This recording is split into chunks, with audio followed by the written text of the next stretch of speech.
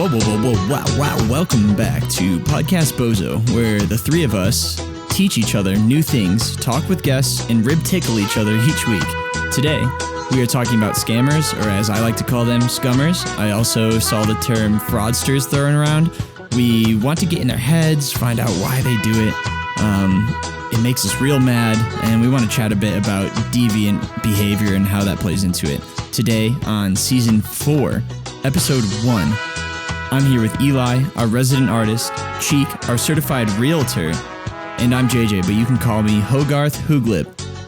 Before we put the pedal to the metal, we want to encourage you to contribute to the conversation. Communicate with us over the social medias or our website. Cheek, you remember how they can find us? It's been a while. Thanks, Hogarth. You can find us by going to your little iPhones there, or whatever mobile device you use, going to Instagram, Twitter, and typing in at Podcast Bozo. That's at PODCASTBOZO. Give us a follow. Whoop. Thanks, Cheek. I'm surprised you remembered how to do that. I was trying to remember how to spell Podcast Bozo, and I was blanking on it, so you came in hot there. Speaking of our website, go there, donate. We'll read whatever you write in the donation message or write you a little backstory. And if you're not sure what that means, I guess you're going to have to donate to find out. Plus, that money all goes back into production and distribution of the podcast. So thank you. One thing that the podcast is getting as an example of this progression is we got a new laptop to handle bigger processes better. Cheek's personality was too big for the RAM on my hard drive, so I had to upgrade to a 32 gig. Cheek. Do you think that'll handle you? Not for long. Not for long. Cheek, you're ever expanding like our universe. Cheek, speaking of you had the biggest glow up of any of us, as far as I know, unless Eli has some secrets up his sleeves. How was your break? Break was good. A lot of fun. Nice. And that's why you build up tension in a podcast for that big release. Riveting. Yeah, despite my new old Grateful Dead shirt and my bedhead currently, I got a new job and I'm a certified real estate salesperson. I'm a realtor with the Vermont Northwestern Board of Realtors, and I'm looking to sell homes and buy homes and represent you, the client. What? Let's go. We're going to start calling our listeners the clients for now on. Tell me what you need. This episode is for you, the client. Oh, man. E, did you have any secrets up your sleeves? Any big glow ups? I can't remember anything. You got that new hat? Yeah, that's new. Is that a penis or a couple beans? It's a penis. A couple beans. Oh, nice. On the back it says beans, dude. Yeah. I've always seen it as beans until today when you came in. I thought you got a new penis hat that strikingly resembled your beans hat. I could never wear any other hat but my old penis hat. What was your old penis hat? Dare betray his old penis hat. hat for a new penis hat. Yeah. What model am I this season? Model 4? Yeah, I think you're an ER4. I thought, didn't we only start replacing him after season 2? This might be Model 3 season 4. Yeah, so the first model was obviously the best. It lasted the longest. We need to go back to that technology. Yeah, it got 2 seasons. Was that nanos?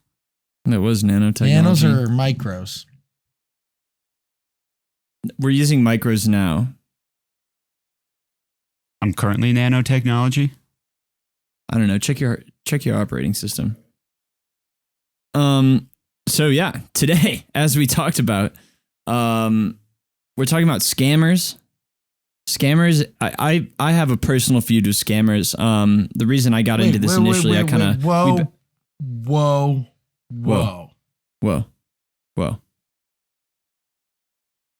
What happened with you this break, Jay? You don't have anything to share with the good folks? Talk about your hair right now. Talk about your hair. Yeah. Our listeners can't see it. My biggest... Oh, there's an ambulance coming. I'm not allowed to talk about this. What happened to my hair over the break is that I got a mullet. I was growing my hair out. I hadn't gotten a haircut in had to be almost 2 years, if not more. And I decided that my debut back into the haircutting world would be a little lopsided mojo, little Harry and his ego, you know? The haircutting world. Yeah. How's Jay, it feel? a lot of people are saying you are the new Joe Dirt of this podcast. What do you say to that? I'd say sorry for taking your crown, Cheek. Wasn't my crown. Wasn't my crown to give. Well, you haven't been listening to the people, I guess, before today. But yeah, I got a mullet over break. Been doing business. I've been dobusing. What are the future plans for the hair? Future plans for the hair? I think the next step is to get a more radical mullet. Like maybe a couple months down the line, get something a little crazier. Just like buzz, and then dye it. buzz the front and leave it out there. Yeah, like get the top a little shorter, get the sides maybe buzzed, get the back up a little more, get less back. I gotta say, if anyone here's had long hair, having long hair is it's awful. It's a chore. It's chore. It's such a conundrum because I feel as though people who have long hair, or the viewpoint from people outside, it's like, oh man, that guy's nonchalant. He's carefree. Like he's got long hair. But realistically, what you got going on is way harder to maintain than what E and I have going on. Yeah, well, E's got some long hair going now too, but you're right. It's a chore. It gets knotted. My least favorite thing is it's just like how knotted it gets. I wake up and it's a rat's nest. Rat's nest. Don't you love that though? Do I love it? The grimy feel. The greasy, sometimes grimy. Yeah, absolutely. Sometimes I like being greasy. Yeah. Insects Sometimes crawling throughout your hair follicles. Sometime I'll throw on my undertube, some jean shorts, shave that mustache into a more defined shape, and then I'll kind of just trot around the backyard with my beer belly out. And that's not a bad look. I like that when I'm feeling greasy, like just to full on embrace it. That's not a bad look. But on a everyday basis, it's not something that Are you trying to get a perm?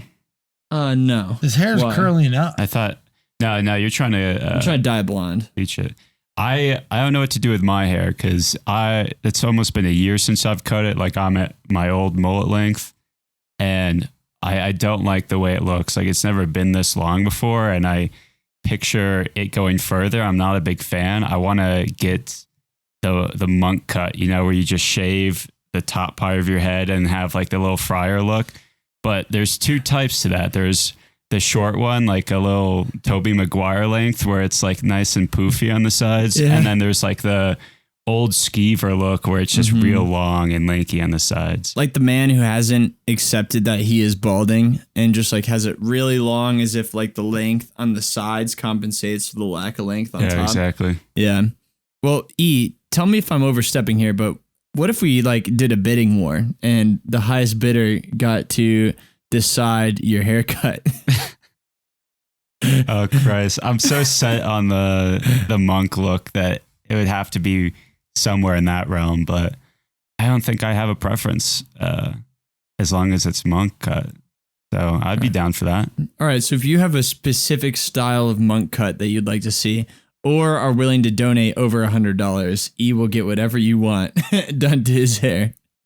What if it was like a new age monk cut where they did like racing lines within your monk cut? Or like, oh God, wrote Bozo in the back of your monk cut. Ooh. I'm just trying to give too much going on. The highest bidders some good ideas out there. Some options. Yeah. Whoever donates the most money, we will retain that fee, and you can dictate what kind of monk cut Eli gets done to his hair. Everybody else will send back the money. Has to be a monk cut. Some category of monk cut. Also known as a cul-de-sac. Why is that? Got that circular road that goes in. Can Can we get you the monk cut and then put like a little basketball hoop in the middle? It's like all those circles always have a basketball hoop in the middle of them. Like Mikey Morris's cul-de-sac. Shout out Mikey Morris. What was that cul-de-sac called? Yeah. I don't know, but we probably shouldn't say it. I already said his first and last name. Yeah, there's a lot of Mikey Morrises out there. Yeah, good luck finding him. He's got a monk cut too, to emulate his old cul-de-sac. Anywho, scammers and scummers and frauders and fruiters. This sounds like a rhyme from a Hossbus and Boozer. Yeah, so the topic today is scammers, scummers, frauders. I think that was the word. I thought that was a funny word. That I read that one online. I was like, oh, fraudsters. I was like, someone from the 1920s wrote this phrase. Like, oh, that was fraudsters taking off with my money. Some angry dad. Bunch of fraudsters, see? That's like the Law and Order guy on your block. The guy that's like, the rules are rules, you know? He says fraudsters. But I think there's some, I want to emphasize here that I hate scammers. I think they're so annoying and it's such a scummy activity, especially based on like the people they target, like vulnerable, less knowledgeable, maybe naive. They're always targeting that kind of demographic. When I think what I'm thinking of specifically is like older people. That's really what riles me up. And they're just a lot of noises out there today. And they're just taking their money and they're not, I don't understand it. And the reason I did this topic is because I want to understand. I want to understand what puts someone into this mindset of scamming, you know? I want to see what, I don't know. I want to see if there's some side to be empathized here. At the end of the day, I'm still going to hate scammers. I still think it's pretty deplorable what a lot of them do, but I also think that we're going to bring up a little gray area here and something that I want to try to blur the lines and see if we all have like a moral boundary that we're willing to cross. The reasons I got into this are I remember scams like the people who call your phone and say like this is the IRS, like your social security number is going to be on hold, or this is John F. Casey and he uses a big title. I'm from the FBI. This is an urgent calling. There's the ones that are like the I get ones all the time. They're like your student loans. Dude, I just got one of those the other day. And I was like, really, you're going to target people with student loans? With student loans, like what a down and out population already. Not to mention that like this person was calling. They call every day about my student loans for my California university education. I didn't go to college in California. So, and then there's the romance scams. That's the long con there where you're convincing someone that you're an online girlfriend or boyfriend. Catfishing. Yeah. It's basically catfishing. You're asking for money for travel fees, but you never actually show up, you know, that kind of thing. I've known someone who's had that happen to them. And I just don't understand it. I think it's annoying. I'm trying to sell my laptop online right now. Basically 99% of the people who've reached out to me have been scammers. I don't understand. Like, it can't be a fun profession. I don't see how it could be a fun profession, and it's illegal. So like, I don't see a plus side to it other than like, I guess you can consider it free money, but these people are doing the same thing that like a cold calling salesman are doing. So why not just do it differently? Like, why not do it within the lines? So yeah, like I said, I want to know more about this story.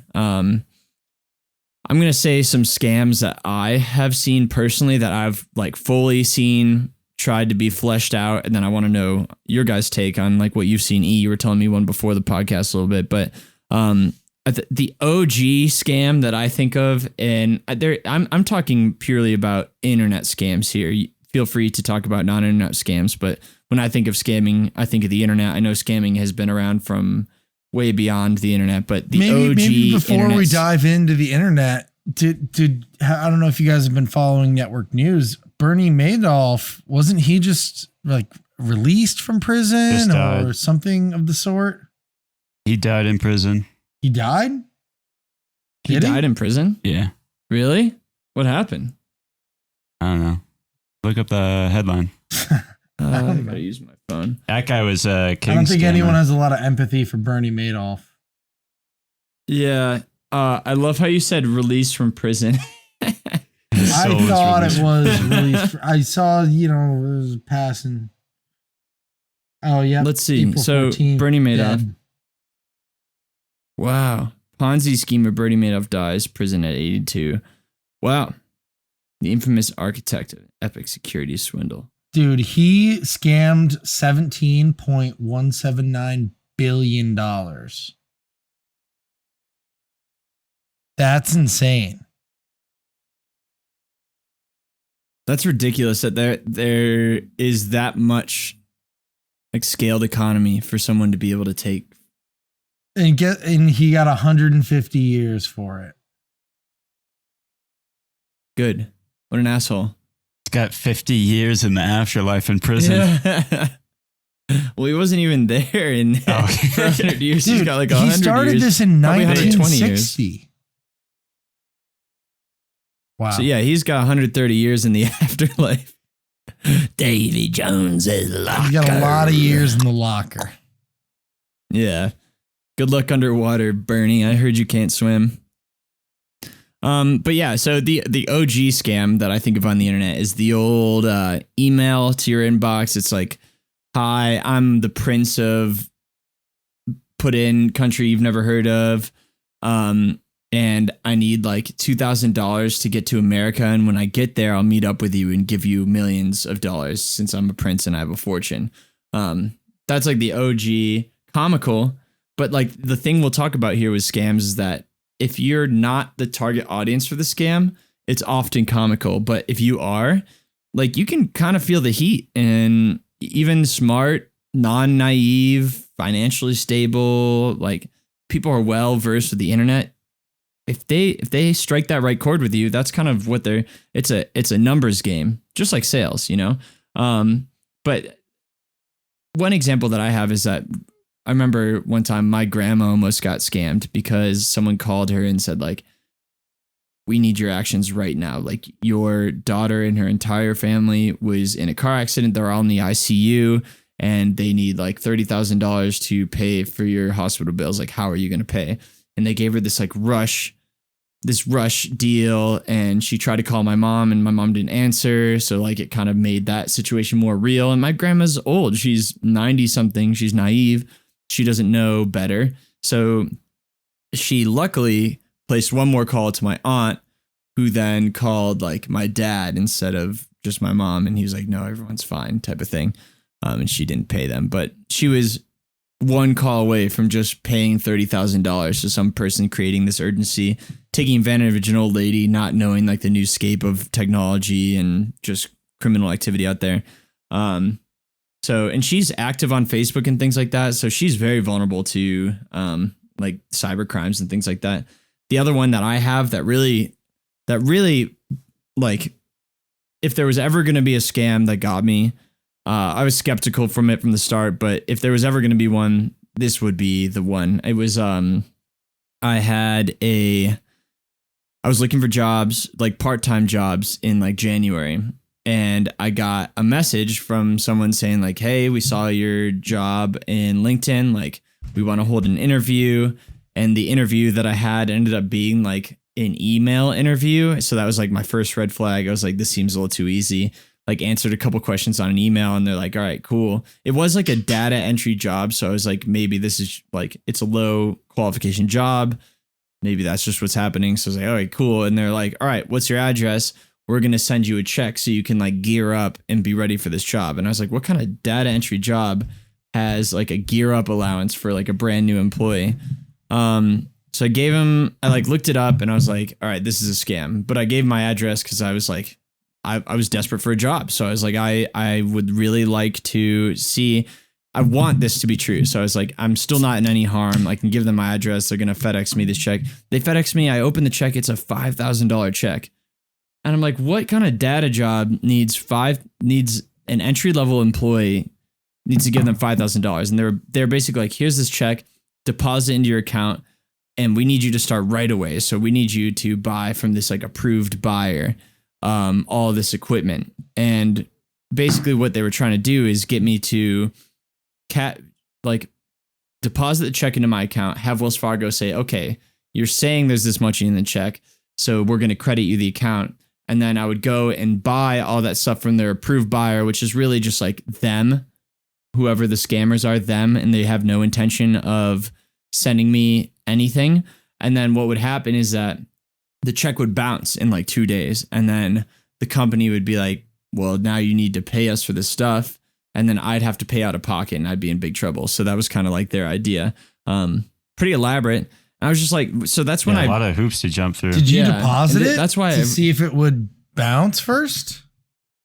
I thought about just like going, because I looked it up and people were like, you should just go to a Western Union or some like, not a Western Union. You should go to like a Wells Fargo and just have them, I forget what it's called, but they like cash it, but they wait until it's approved and they can like look into it. And then you can do it. And I thought about doing that, but I was at that point, I was just like, I know this is a scam. And if I wanted to take it further, I would have, but I just kind of let it be. I still have the check somewhere. I don't know. At that time, I was just like, wow, like I am a vulnerable population here for this. Like I'm desperate for a job. Like I need money. And these people are like there's a lot of people who they probably send that to that didn't need a job. And so they just brushed it off and they laughed at it, you know? But like me being in that vulnerable state, I was like, oh, fuck, like this is a great opportunity. And I was like rushing to get into it. And luckily, like I didn't. Like I was fully skeptical along the way, but I'm sure if they're doing it and they reached out to me, they've had to have success somewhere. And the last one is I've been trying to sell my computer, like I said, and every single person that reaches out to me, and you and I were talking about this one, is just like every single person is like, oh, I'm interested. Let's pay with PayPal. And they even say like, you can send me your, they even say things along the lines of like, just send me a PayPal request. Here's my email. And I send it to them. And what they do is they snatch your email from that request and then send you a fake confirmation number from like an email that's like PayPal123 -- So like the casual viewer is going to be like, oh, it said PayPal and it's from the right person. And you see this confirmation saying they paid for it and that your payment's on hold until you ship it. And so then you ship your laptop and they all of a sudden that money never was real and you're out a laptop and there's no way to trace it. So that's kind of like the lowdown to that one. Yeah. Be vigilant. I want to touch on what you talked about earlier about, the elderly population. I've definitely heard stories of people that are living in like, nursing home communities and elderly communities. Like they're big targets of these scams, right? And you think that, them being big targets, elderly population, especially from the internet scams, they don't have as much experience with the internet or wherewithal to understand where to be cautious, what's okay and what's not okay. It's come to my knowledge that a lot of these nursing homes and senior living communities have no education for the residents about what to be on the lookout for. Sorry for that brief interruption, but what we were talking about was how institutions bring up scammers and how it's not an individual's fault. That's one thing that that might be a personal philosophy. I know some people think that there are just bad people and not bad people, but I firmly believe that people get to their places based on, I think there are some people who are just bad, but most people that are perceived as bad get there somehow. And that's why we're talking about this today. Like how you routed there. Cheek, we were talking about, I feel like we interrupted a line of thought for you. Do you have anything else to add to that? I just, I hear about these stories of the elderly being targeted. Mm-hmm. And it's interesting because so much of the elderly population is definitely living in communities, amongst each other and, where there are these businesses or I don't really know the business of elderly housing, but like, nursing homes, and there are people taking care of elderly out there who interact with them on a daily basis. but from my understanding, there's no safeguard. Like, you'd think that they give classes or be like, hey, like, by the way, like, you guys are targeted, you're a targeted demographic for these scams. Here's what to look out for. But from my understanding, there's no such thing happening. That's an interesting take, like scamming classes for that'd be a good nonprofit. Like, if anyone has time on their hands, go out and start educating. That'd be a good service to offer for any company that houses the elderly, where people pay freaking hundreds of thousands of dollars to house their elderly there. It's very understandable how they get taken advantage of. Like, especially like, it wouldn't be that hard of a class either. I feel like it's, it's like, whenever COVID's over, or even with COVID, they're all vaccinated these days. Like, everyone meet in the conference room or the auditorium, and we're going to have a presentation on how to not get scammed. Or once everyone's dressed up in their sexy bathing suits and they're doing their water aerobics, just kind of like integrate some pamphlets. Yeah, hand out some waterproof pamphlets. Integrate when they're doing those butterflies. Just tell them, like, all right, butterfly 1, don't answer calls from strangers. Butterfly 2, keep moving. Butterfly 3, emails not from the approved company are scam emails. That kind of thing. E, you have to move on from that bad joke. E, yeah, that was good. Thanks, man. You had a scamming experience. Yeah, a real world one, not an internet one. Non-internet. Those are the bold scammers. The bold ones. Yeah. I was walking to school. Some guy rushed up to me, was like, real quick, like, yo, I need $15. I gotta go get a inhaler. My daughter's having an asthma attack. Like, please help me. And I was like, yeah, of course. I pulled out $15, gave it to him, and the guy just like turns around and walks away slowly. Saunters. And casually. And I was like, oh, well, all right, that sucks.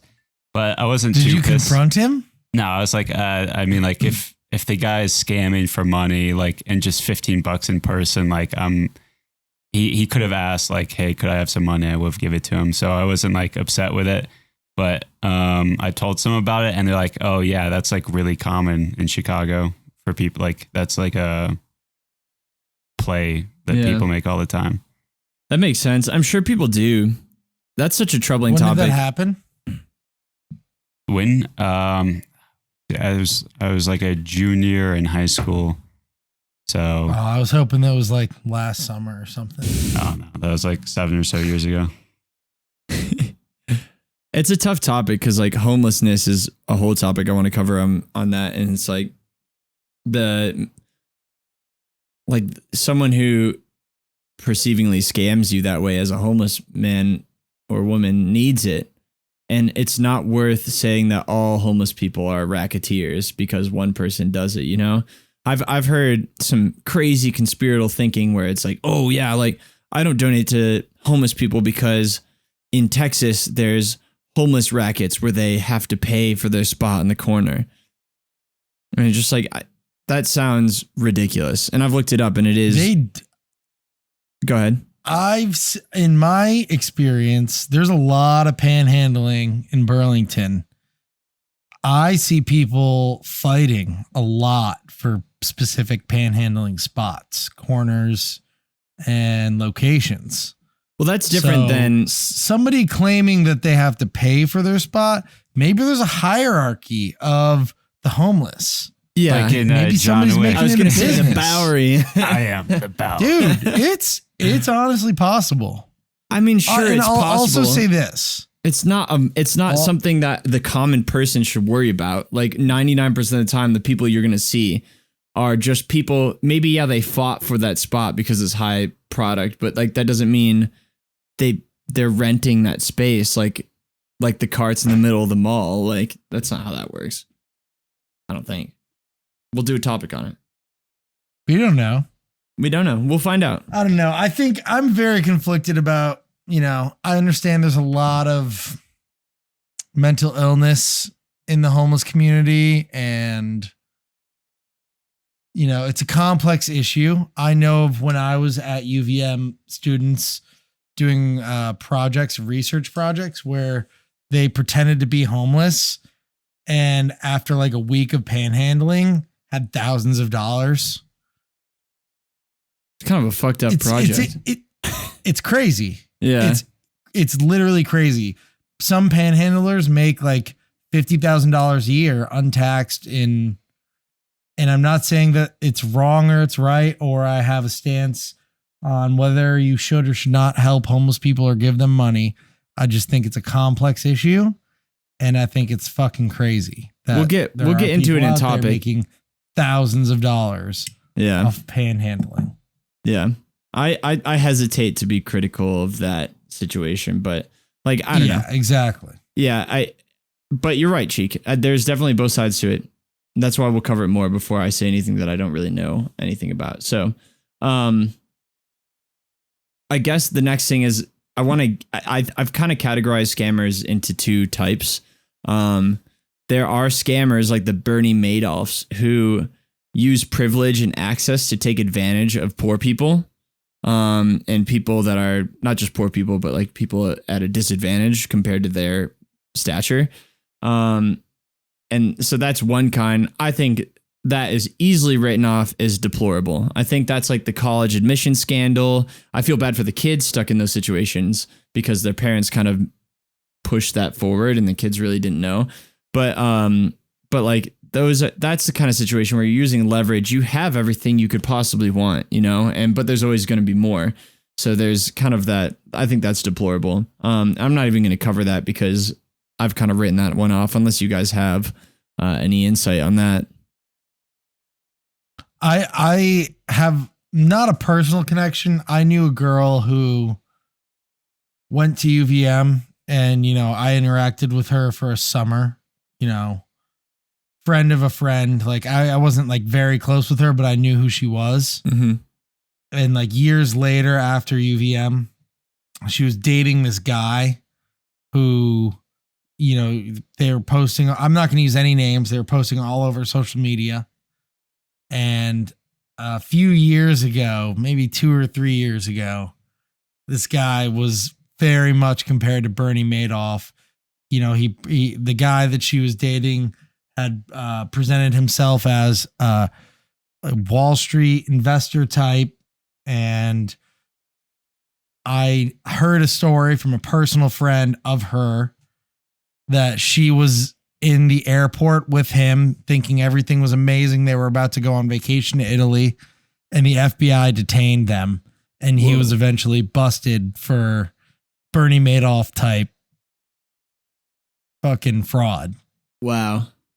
Which is very interesting to hear, like it's all secondhand for me. I've met the girl. I know who she is, but it's not like I talk to her at all. I don't like actually know her very well. You know what sucks about this situation? It's just like, it's one of those things you see unravel on social media because of your circle. Mm-hmm. Let me tell you, Cheek, why do you think crazy to watch happen? Why do you think he did that? I have no idea. I mean, to have status, to have money, to impress people, to validate what he perceived as his self-worth. I don't know. Yeah. I'm always interested in that. Like, I have no idea. I assume it's, I don't know. Yeah. I mean, it's definitely complex, whatever gets you to that point. Like, just such societal, I'm assuming it was like societal pressures, and maybe he came from a more wealthy family and he felt this pressure to be successful as well, but didn't want to put in the work necessarily, or didn't have. Yeah, that's an interesting theory. Like, where did Bernie Madoff come from? And, the people who did things like he did, do they come from wealthy families? Do they have that pressure to be successful? Are they poor and they like want to get to that status level? I don't know. I have no idea. Yeah. And I want to do that exercise. It's the latter. I would think it's you crave the greed. I would think that you crave the societal acceptance. I would be more surprised to hear that they came from a wealthy family. Yeah. And I think like if that person truly understood the grievances he or she was causing someone else, that I'd like to think altruistically that person might finally understand and back off from that activity.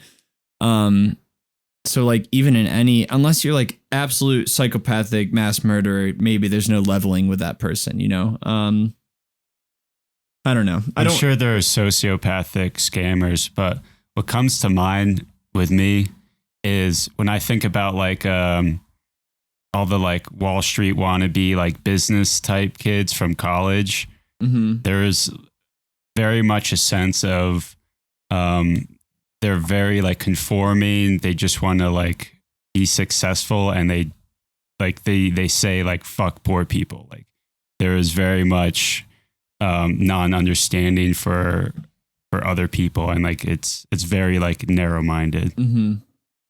It's like it's definitely like a club. It's like we're in this club and you're not, and I like to keep it that way. And there's that illusion of they earned it too, like, or somehow their family earned it, or. But at the same time, I feel like that's just like one of the mistakes of being young, that most of those people will eventually feel remorse and guilt, and you know, like it's just like you're not paying attention to your morals. But at the same time, I still think that there's that small fraction that is sociopathic that has no problem just scamming people. Just like total disconnection from the empathy of it all. I agree. I think there are definitely two categories there. There's the sociopath who has no remorse. And then there's somebody who either may be desperate or may feel the social pressure and experience remorse later on. But I think a lot of scammers might be the sociopathic who just don't give a flying vadoodle. Yeah. So my other category, the first being privilege and access, the other one would be people that do it out of a perceptual necessity. And what I mean by that is that they feel either culturally have been told this is how they can make money, or have been forced. Like, think about the old philosophical argument, like if someone robs a bank to feed their family, like it's kind of like that. That's the other category, and that's the more interesting one. Like to the me. steal a loaf of bread. Yeah, steal a loaf of bread, like the Robin Hood analogy almost. But it's more multifaceted in my opinion than that. But that's the other one, which is more broad and more interesting to me. So let me back up here. Of these, there are some who justify it because their community vilifies like corporations and rich people. And that kind of group of people, like it's almost like the hacker group Anonymous, like saying, yeah, what we're doing is illegal, but it's just in our own sense of morality. Then there's like corporations, the rich. I guess I think this introduces a gray area into hacking. Like, for example, I think that anyone who's ever pirated anything could be considered a scammer. You use an extra technology to take advantage of an artist, or if you pirated a movie like a Universal Studios or something and downloaded that movie for free without paying for it. And do you take advantage of the artist, or do you take advantage of the publishing company? Well, as much as I understand how the music industry works, if we're going to try to justify these actions, buying concert tickets is where the money is for the artists. And if you rip their music and rob them of their streams or whatever, that's honestly less of a financial impact on them. Although like a smaller artist who can't afford to tour as much or do the big concerts, or can't bring in the big bill tickets, that kind of artist probably does need those streams. So it depends who you're ripping it from. I don't know. That makes me want to move on, because those questions are kind of things I want to keep in your back of the head. Is there a gray area? That kind of thing. When does it stop being okay to scam someone because I don't know about you guys, but if you were scamming an asshole, I feel like that would be a lot more. That's more of a prank at that point, you know, like that'd be perceived as a prank. So deviant behavior is kind of the psychological background. Deviant behavior can account for it categorizes a lot of things. In this case, I want to talk about like cyber deviant behavior. But deviant behavior is when you act outside of the rules that laws, social norms, market forces like capitalism and technology establish. So E, you have this graphic up here. I'll post it on our, but it's like a quadruple Venn diagram, and where all these things intersect is where our norms are. And technology and design is actually a facet that's been thrown in there in the 21st century that wasn't there before.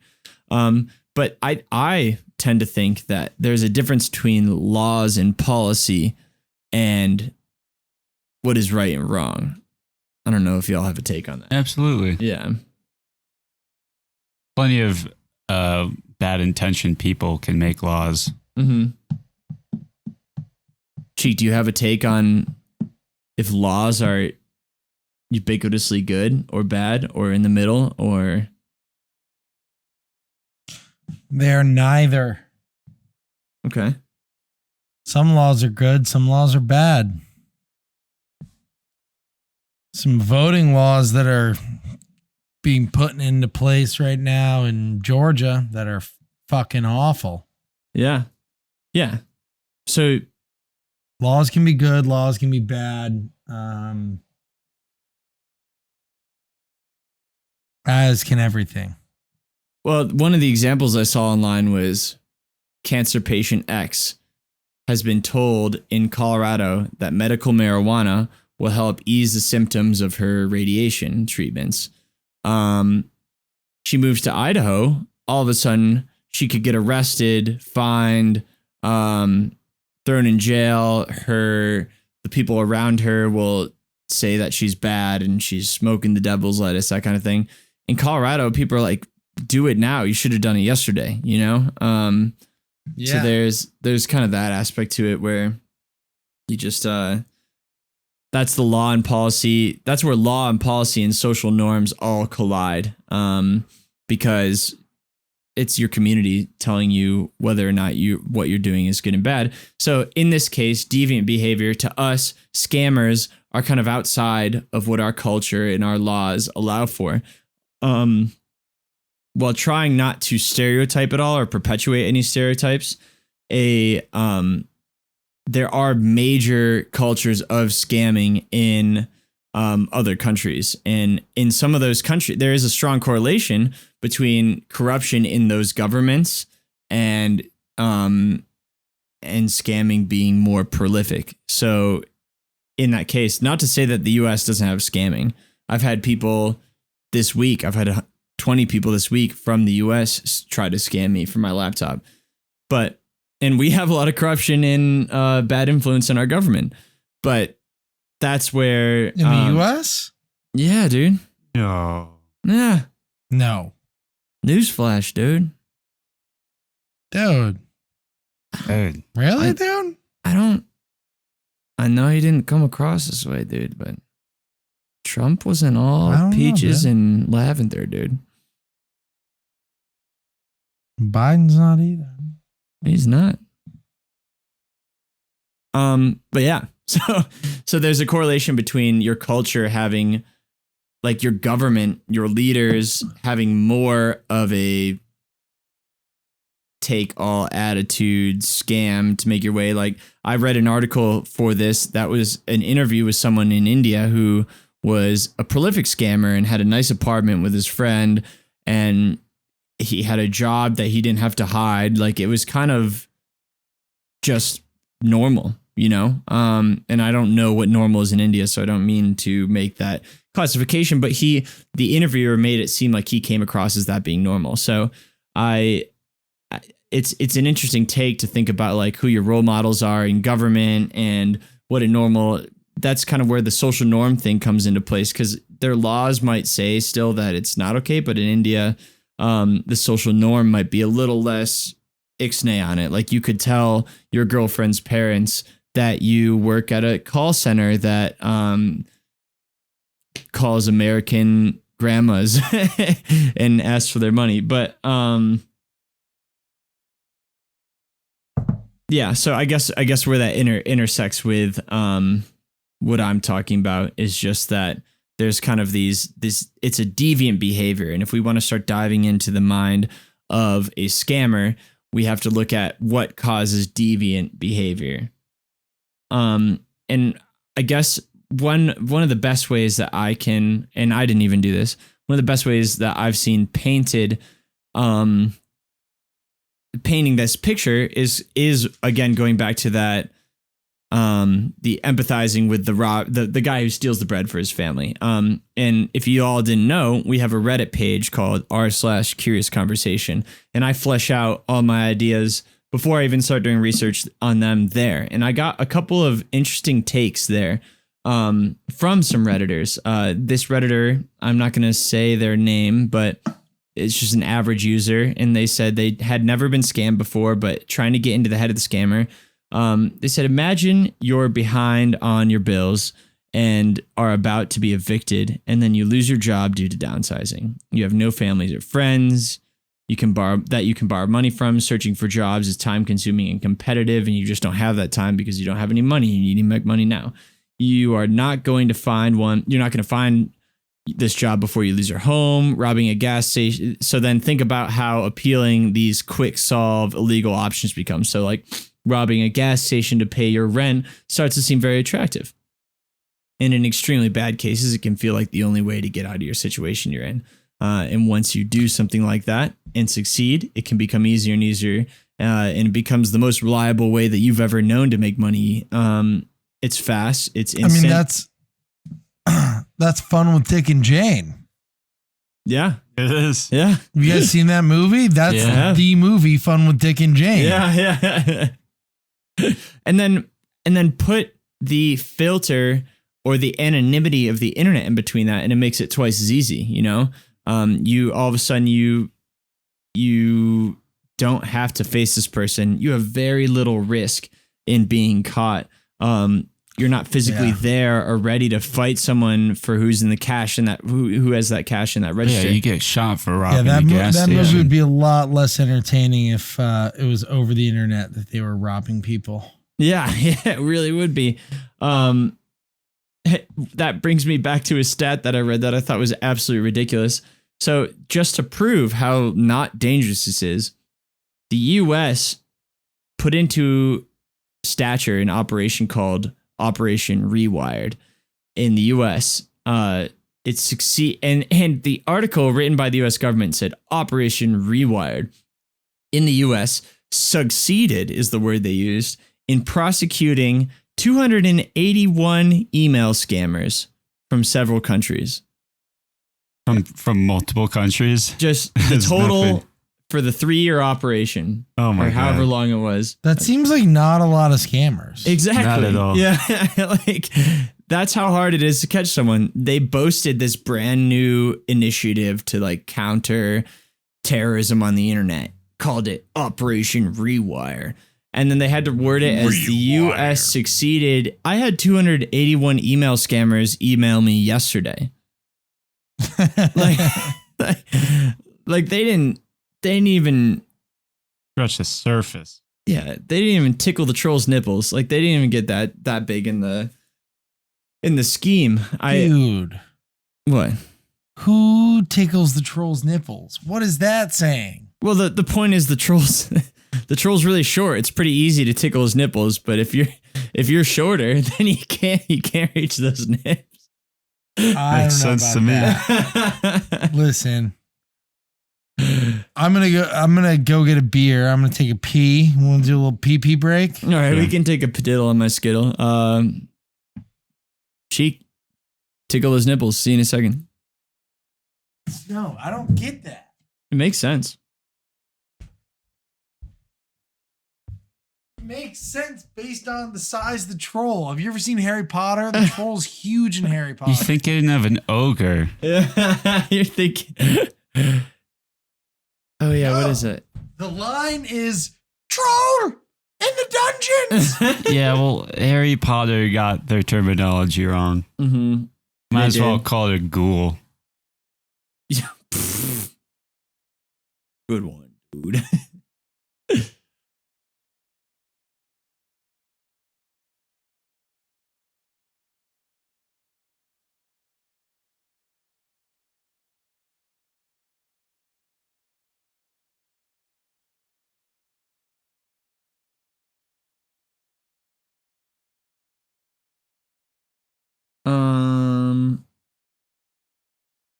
Eve, when are finals done? Sunday. Are you gonna be done before because of drinking all day on Saturday, or No, I'm going to be hungover? hungover as fuck trying to finish. Yeah.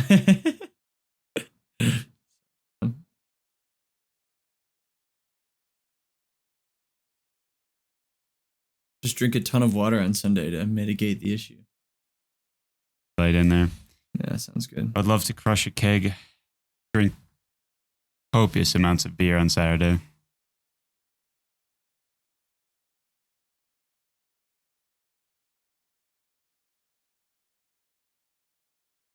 Copious. I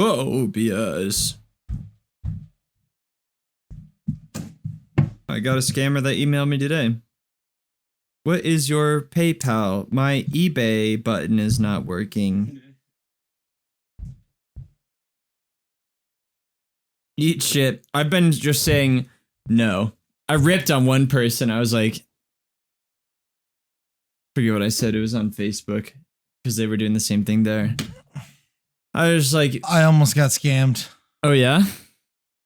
When? Just a second ago? Like 2 weeks ago. Wait, hold on. You want to tell that story? Sure. All right. Welcome back. We just found out that Cheek has a story for us. Cheek, there's a troll in your corridor.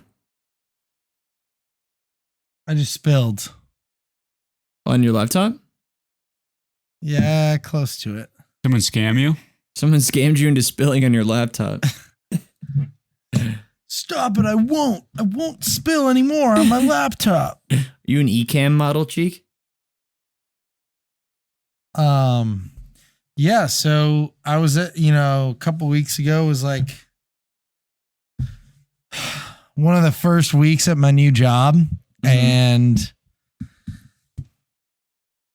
at real estate companies, there has to be one leader of the brokerage, and that person is known as the principal broker. And there's some scammer out there who is taking, unused 802 numbers, which is the area code of Vermont, and figuring out how to send text messages out.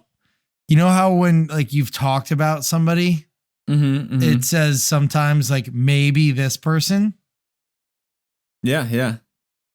So I got a message that said maybe the name of my principal broker at my real estate firm. And I hadn't saved his number in my phone yet. I've spoken 3 words to the guy. I don't really know the guy. And it was like, hey, Sean, I should have given you a call. Can you do me a huge favor right now? And I was just like, yes, of course. Whatever you need. It's great, thanks. I'm so sorry. I should have called. Anyway, I need a gift for a close friend of mine. Can you go to the closest grocery store and get a gift card? And I was just like, yeah, any gift card or what? How much money do you need on that gift card? He was like, great. I will reimburse you as soon as I'm out of this meeting. I'll send you a Venmo. Just take a picture of it and send it to me. Genius. And I was like, and I went to somebody who's established at my real estate company. And I was like, hey, can I ask you a question? I just got this really weird text from, John. Mm-hmm. And he was like, oh yeah, don't respond to that. That's totally fake. And I was just like, oh my God. I thought I was being hazed. I don't really know. I was about to drive to CVS down the road or Shaw's. I was actually like very close to being, because I didn't also like want to be the guy who was like, maybe I was being hazed and was like, no, like, fuck you. I'm not buying you a gift card. Right. You Like, wanted to you're play my along. boss. Like, of course I'm going to do that. Yeah. Like, That's I mean, that's the thing. Like many people have gotten that, but you just happen to be in the exact position, or almost happen to be in the exact position where you fall into that, you know? and so they text me every other week right now. And now I know, like, I've saved the boss's number and I know his number. And I always play along a little bit. And then I always just say, seems fishy, calling the police. That's what I started saying on eBay. They'd be like, oh, the button isn't working. Can I just have your PayPal? I was like, oh, I notified eBay with your domain name that the issue wasn't working for you. They'll get back to you shortly. And they never respond after that. Yeah. They never text back after I say it. I just called the police. Yeah, I figured they wouldn't. Dude, I was so embarrassed. I was like, I can't tell anyone this. I literally just got almost scammed. They were asking for a $500 Visa gift card. Yeah. I was like, yeah, I'll do it. I'll do it for you. You're my boss. Like, sure. So how do they get that though? Dude, like, who knows? Who benefits They're from that? hackers. You know That's what? the thing. You know what I think know. it is? Is you know when something like Facebook or something has like a data breach, and you'll get a notification like 6 million users of like Facebook got their information leaked or something like that. Mm-hmm. I think that when that happens, like LinkedIn happened recently, millions of people got their information leaked from LinkedIn. That's like emails, numbers, connections, contacts. I think when that happens, that someone sells that information and hackers like just have all that available and can just like make a story out of it. Mm-hmm. That's what I've always thought. It's just what makes the most sense to me. I don't know if that's But true. how do they get that money from that gift card? What do you mean? Oh, in that Well, case, you take a picture Yeah. of it. But I get Yeah. what you're saying. Like all of a sudden they have all this information, and then like they that's just how they dial could in. text Cheek with like a story that's sounds like it's from his boss. Right. But yeah, he was just I'll tell asking you for a what they do picture with of the that gift card. Oh, they They asked for a charge picture of something it. to that gift card. They buy something Uh-huh. that they're going to resell. I didn't hear the part where they asked for the picture of it. I guess I didn't catch that. Yeah. So they just This is the other thing is take your money. Hollywood loves to romanticize the idea of the theft and the idea of the scammer. Do you guys remember that movie Focus that came out with Will Smith and Margot Yes. Robbie? Yeah. They are fucking scammers that Yeah. everyone in the world would hate. Or Yeah. their characters are in that movie, but you love them. You fall in love with them. Catch So, me like, if you fuck can. Hollywood too for making them seem cool. Yeah, that's true. Yeah, and so like that's the type of culture that we're talking about where like scammers, you might be encouraged to be like, oh, what I'm doing, because in those movies, those scammers are stealing from assholes, right? So it's pretty easy to spin yourself just about any story if you really want Or to. from someone who like can afford to lose it, you know? Right, yeah. And that's the justification. That was actually another Reddit take to give I won't give that credit quite yet, but yeah, you watch a movie like that. Some loud noises out there. You watch a movie like that and you're like, "Oh, look at this. I'm going to scam the world." Like you said, it's romanticized. You want to be Bonnie and Clyde. You want to be what's his name in Catch Me If You Can, Leo in Catch Me If You Can. It's always these sexy guys and girls who are taking advantage of the man. And so with that And the imagery, people who get hurt don't really get hurt. Like they'll be fine. yeah, exactly. They're fine. They just get a chip on their shoulder, brush it off, like, oh, they'll get a new Bugatti. But that's not the truth, because you can spin yourself that all you want, which is where the anonymity helps the scammer, is that like they're able to sit there and be like, oh, they're not hurt because they never see the consequences. It's easy to say like, oh, they ended up fine when you never saw the consequences. Meanwhile, that person who, like in the case that I had, didn't have a job, really needed a job, ends up being out $5,000, didn't have that money to start with. Like that person's in trouble now. But yeah, another take that I thought was kind of valuable from a Redditor who used to work at a fraud bank, or he was at a fraud detection job at a bank. He said, it's one of, what is it, A, B, C, D, E, 5 things that that they use as tactics, they being scammers, is one, they get extremely aggressive, make threats. That's kind of like, that fits for me in the FBI one where they're like, you need to react now, otherwise everything will end. The police will come and get you. And that would work with someone. That could work with someone, like someone who just is paranoid or anxious. That would really spark someone off.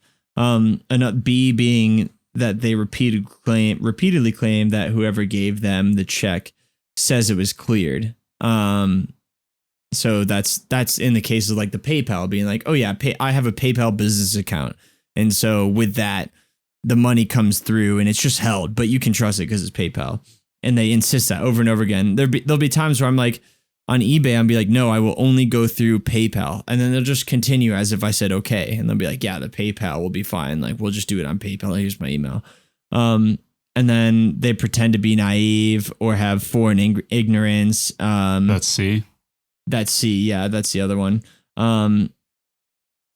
The D would be they drop the line and hang up when they realize the check won't be released. E, escalate the call to a manager, then continue to try to escalate, and then highest level. So there's most of them are scare tactics, basically. I totally get the threat one to people who like respond to authority. Just have that ingrained in them. Yeah.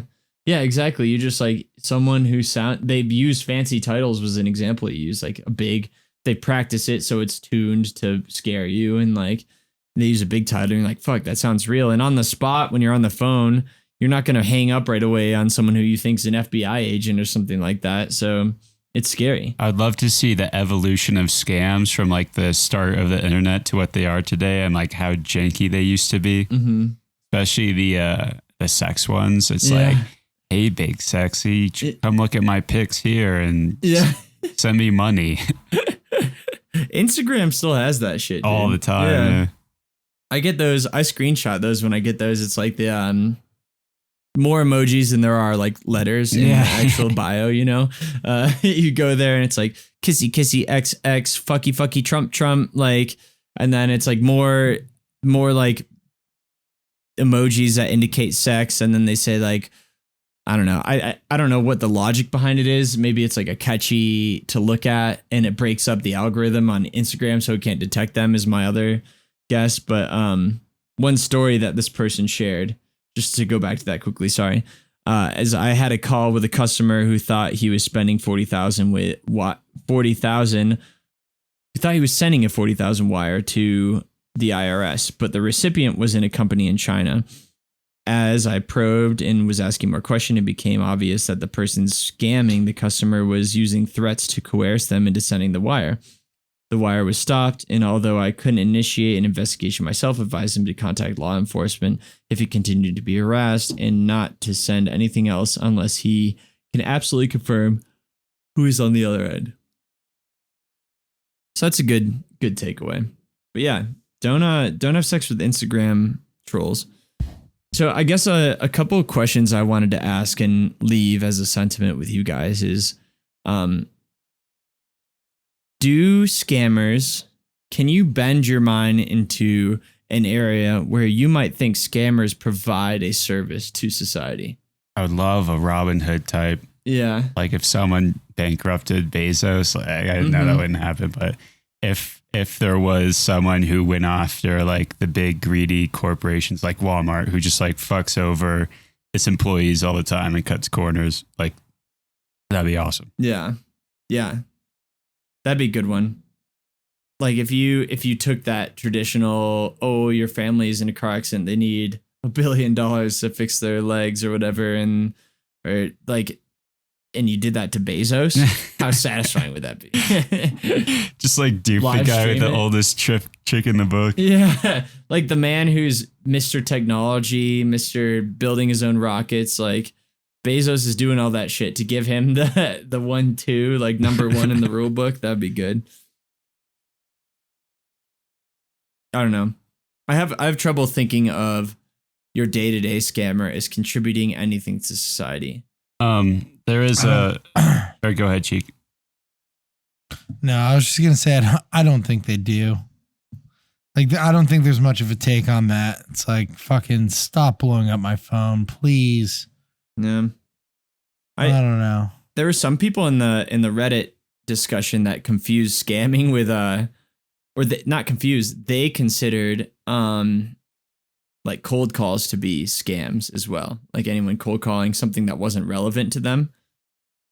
And I thought that was a great that's area. Frustrating. Like, people in my business and other businesses out there definitely rely on cold calling as a way of generating business.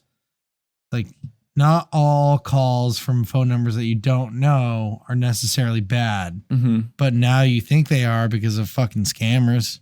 Right. Yeah, exactly. And that's really frustrating. Like, in my line of work, being a realtor now, I have to pick up every phone call that comes to my phone. Maybe it's a list. Maybe it's, another agent inquiring about something. Maybe it's a customer that needs information. Maybe it's a client. Like, I'm always picking that up. Sean Farrell. Yeah, it's that dual-edged sword now where, like, you are the gnat in a bit of a way, the gnat that's bothering people, but at the same time, your job causes you to answer to all the gnats as well. And I don't know about you, but I bet you your phone number is now on the internet more because of your new job, and you will get more and more and more and more and more spam calls targeted towards you. Because as soon as I did that, I had the same thing where, like, I have to answer phone calls just in case.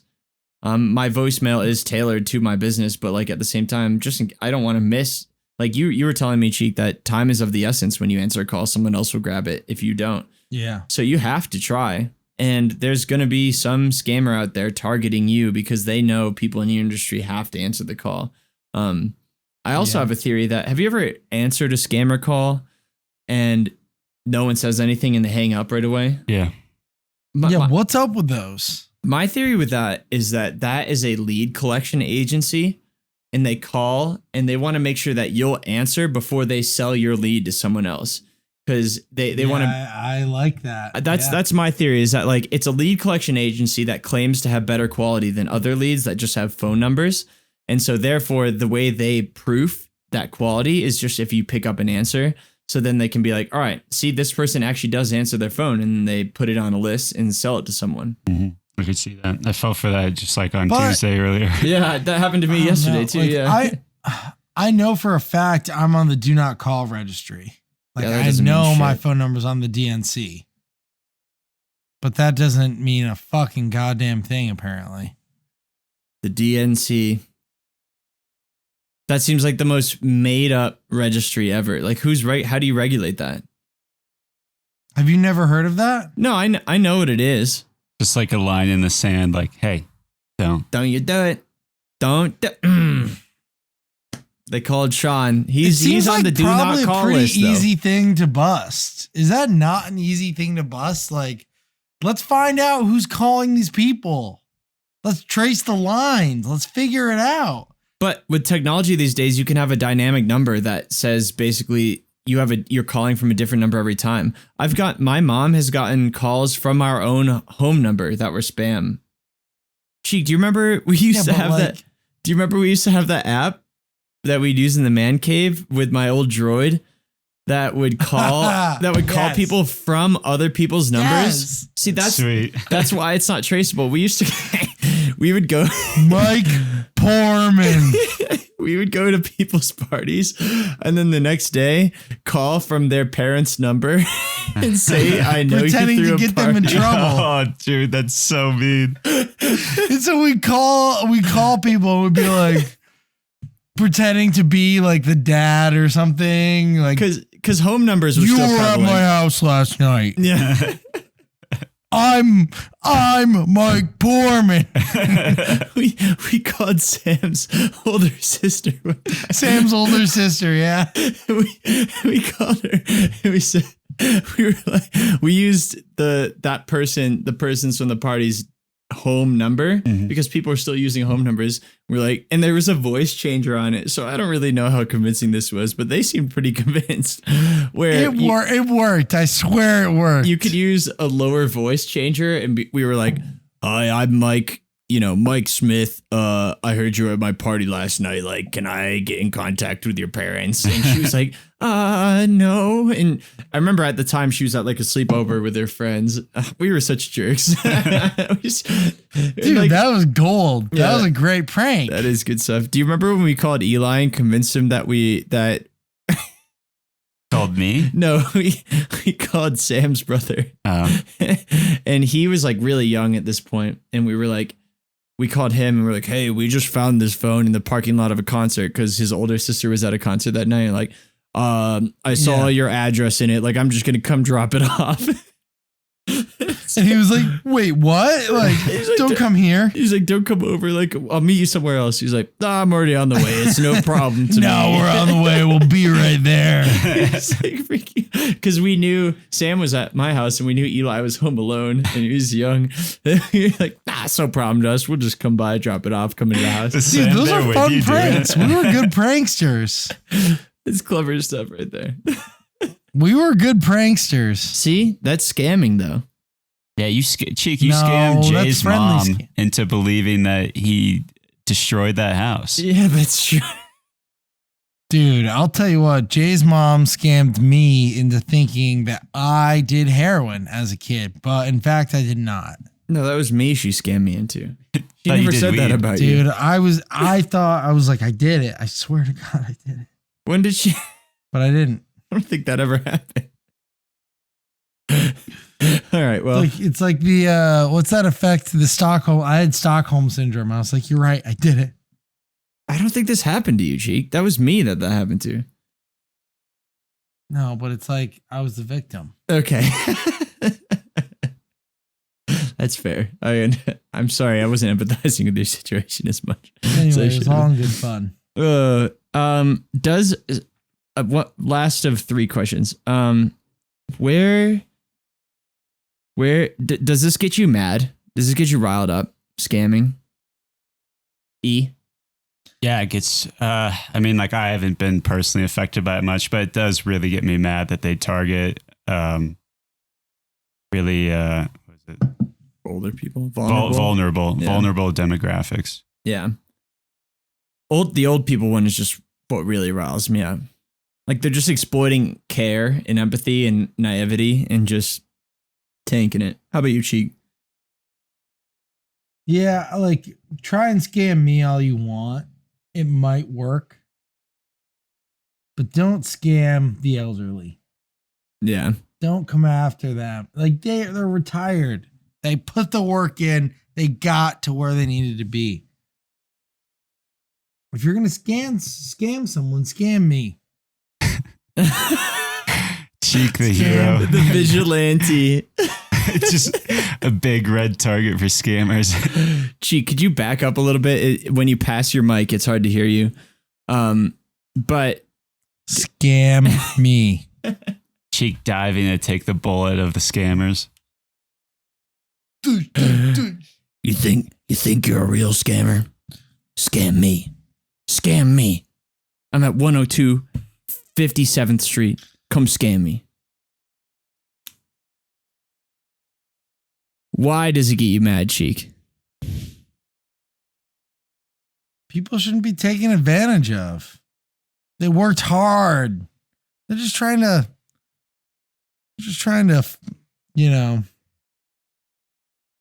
turn into dust in peace. The elderly, they're just trying to fade away in peace. Steer that. Let them do their thing. Come after me. No, don't come after me either. Stop being a scammer, dude. Like, pick go on someone your own work size. There's got to be a grocery store near you that needs a checkout person. Just go do that. Do y'all think that we might be speaking from a privileged standpoint, saying, "Oh, it's easy to get a real job"? Why don't you just get a real job? No, because the real job I just spoke about isn't a privileged job. It's just a job. Like, it's not privileged to assume or expect of somebody to not do something illegal. Mhm. That's not privileged. I don't think it's privileged to expect somebody not to do something illegal. Yeah.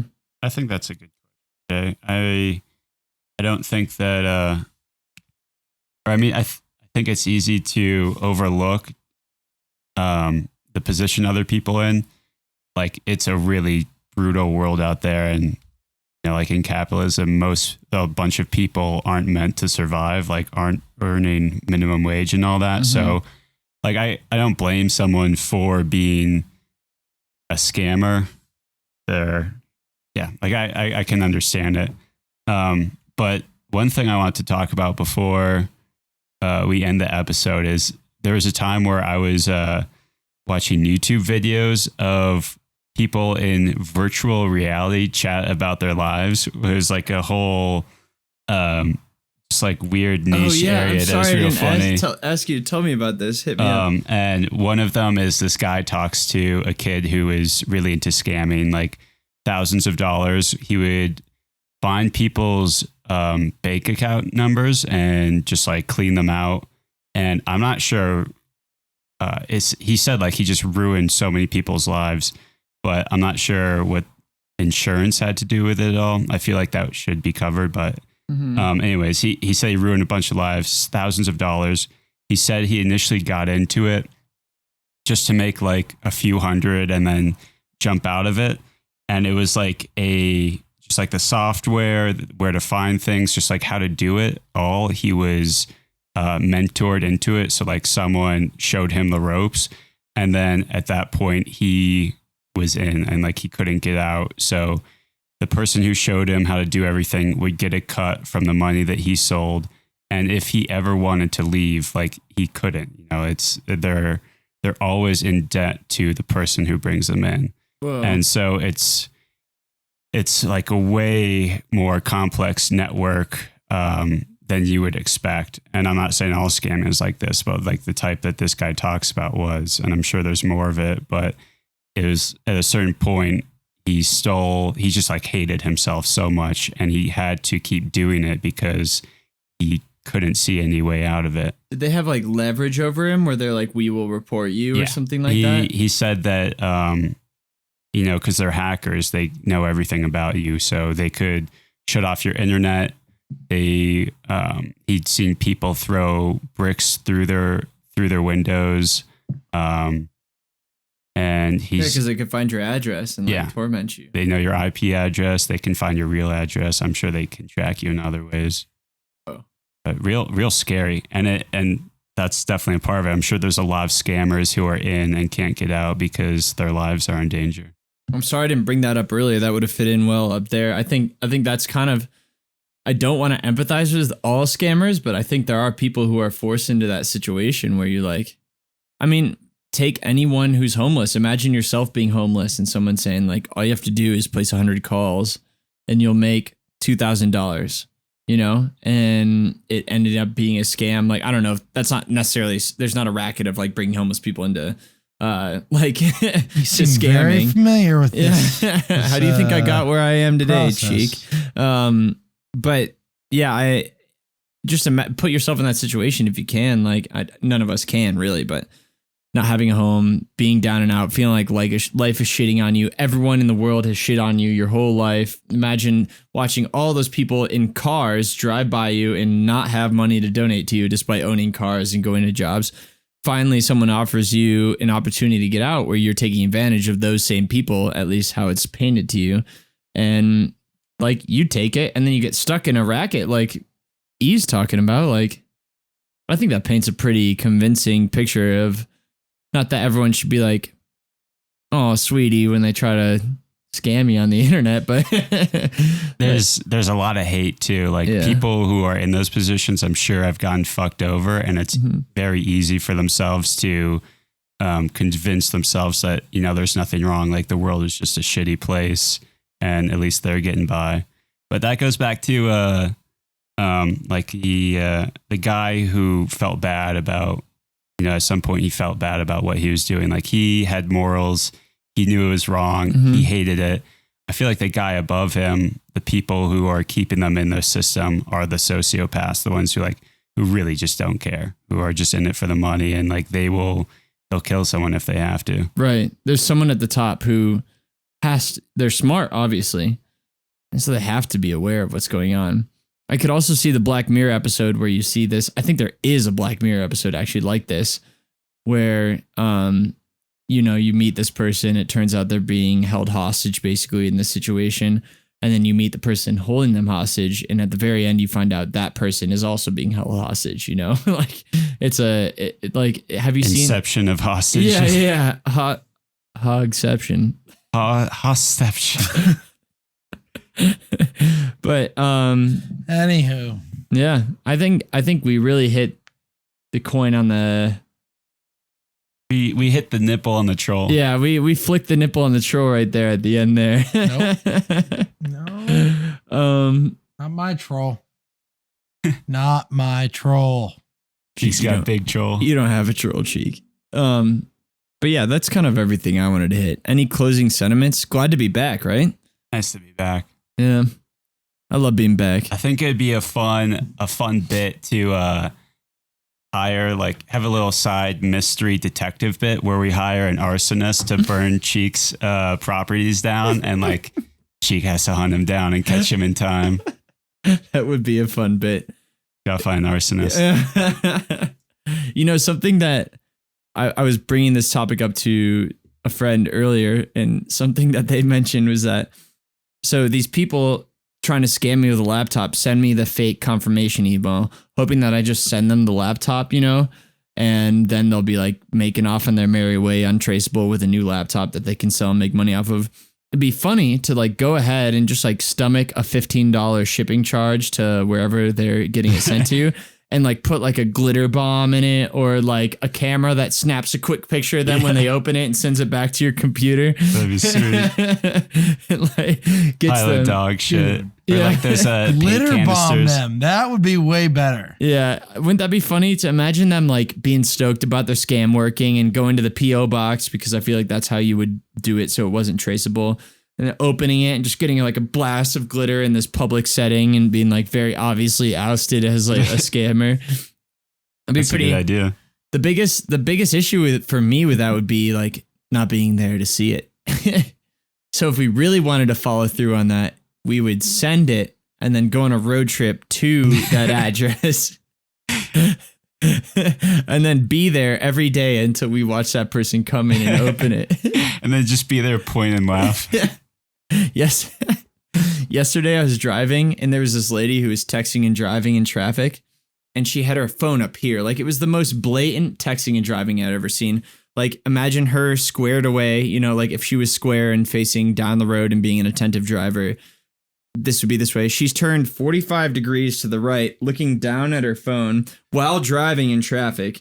And I just like impulsively just like laid on the horn, and she like slammed her brakes and looked up and was like freaked out for a second, looked over me, and I was just like, I gave her one of these. A little finger gun. And our girlfriend was sitting right next to me, and she just like put her head in her hands and like wouldn't look over. And I gave her the finger gun, and she shamelessly just turned around, looked back at her phone, and kept driving. Of course. It's like, lesson not learned, I guess. So maybe a glitter bomb would just encourage more scamming. But things to look forward to if you're still listening at this point. Tomorrow is Friday, and the day after that, we are going to be on a D&D podcast. Ian, it's going to be a 4-hour ordeal. We're kind of putting production in the hands of the D&D podcasters, but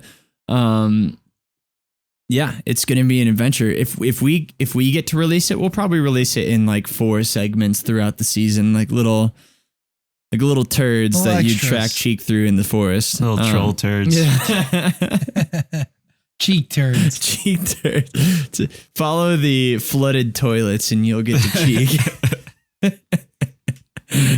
Those sewer jokes never get old. They really don't. They're simple, but You clog one toilet. Yeah, he never live it down.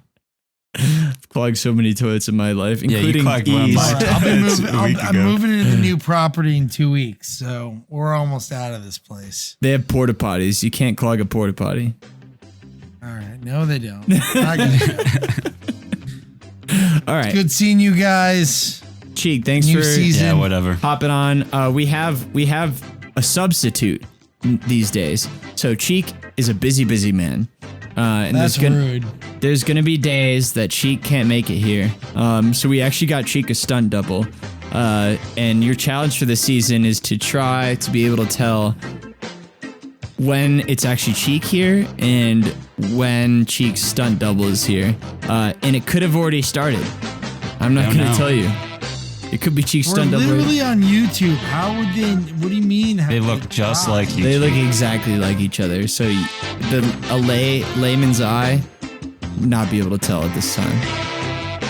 Not to mention the CGI work. Anyway, my fans will know. They're loyal to me. They know my humor, my voice. It's safe Love to you guys. Mwah. It's safe to assume we reached 3,000 listeners a couple days ago. 3,000 listens. It's safe to assume 1,000 of those are Cheek fans. Yeah. So those of you who've been paying close attention to every grain of Cheek's mustache, let us know. Do you sniff shit?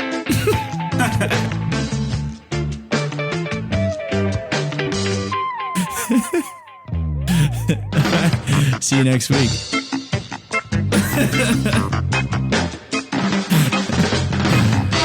All right. That was a good episode, I think. About an hour 30. That'll be a single shot.